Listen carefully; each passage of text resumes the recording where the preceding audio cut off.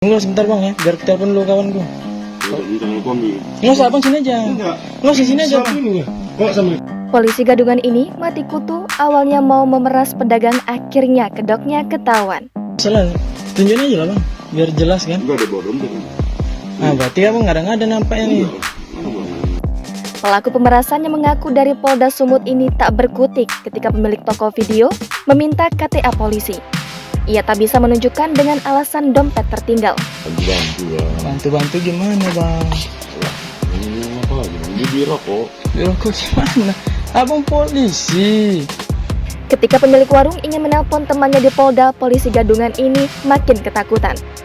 Ia kemudian kabur menggunakan motor meninggalkan warung tersebut. Pengunggah berharap agar pihak kepolisian segera menyelidiki kejadian tersebut.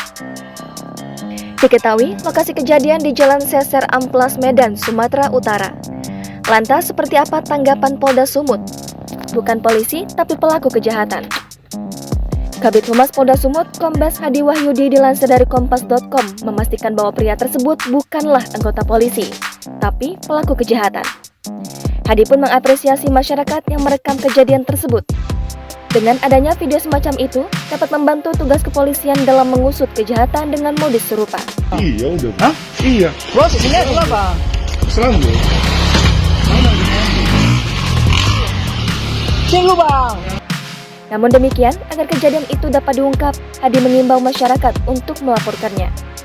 Karena hingga saat ini, lanjutnya belum ada pihak yang melaporkan kejadian tersebut.